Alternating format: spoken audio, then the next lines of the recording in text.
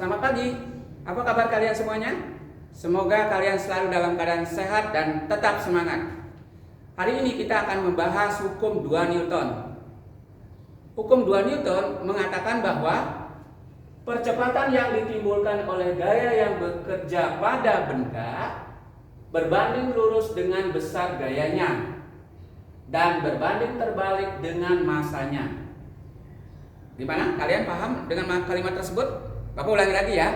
Percepatan yang ditimbulkan oleh sebuah gaya itu sebanding. Artinya semakin besar gayanya, percepatan yang ditimbulkan juga besar. Semakin kecil gaya yang diberikan, percepatan yang ditimbulkannya juga kecil.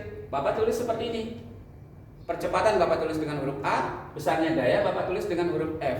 Jadi ini yang dibacanya, hubungan antara percepatan dengan gaya adalah sebanding.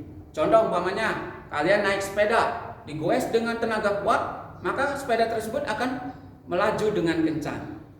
Itu artinya diberi gaya besar, percepatannya besar. Tetapi bagaimana kalau diberi gaya kecil atau digoes dengan tenaga lemah, maka kecepatan sepedanya juga berkurang. Itu artinya percepatannya juga mengecil karena diberi gaya kecil. Nah, itu yang dimaksud dengan hubungan yang sebanding, ya. Bagaimana hubungan percepatan dengan masanya? Hubungannya adalah berbanding terbalik. Berbanding terbalik maksudnya, kalau masanya besar, maka percepatannya kecil.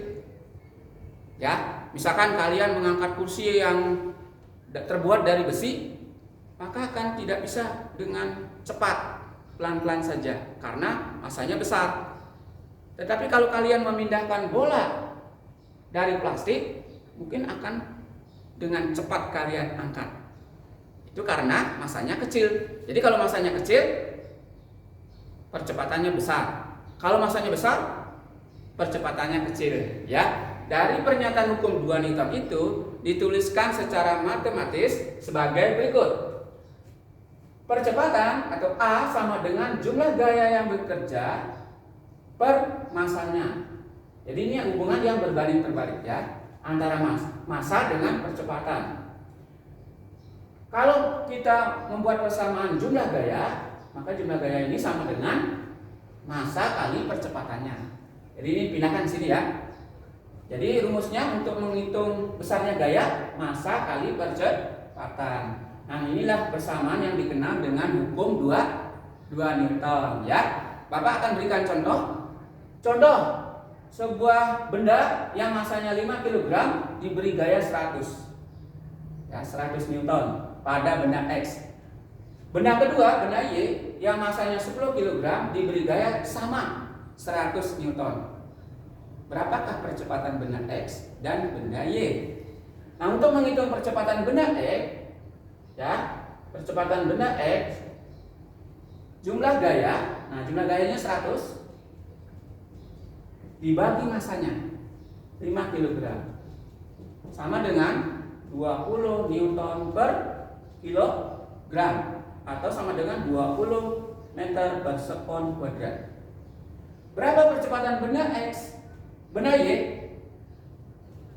Benda Y sama caranya, jumlah gaya dibagi M. Jumlah gayanya 100 Newton dibagi masanya 10 kg sama dengan 10 Newton per kilogram atau sama dengan 10 meter per sekon kuadrat. Kesimpulannya, percepatan benda X lebih besar daripada percepatan benda Y. Karena ayo, ada yang tahu alasannya? Karena benda X masanya lebih kecil dibandingkan dengan benda Y, ya. Karena massa X lebih kecil dari massa benda Y, ya. Jadi makin kecil masanya, percepatannya makin besar.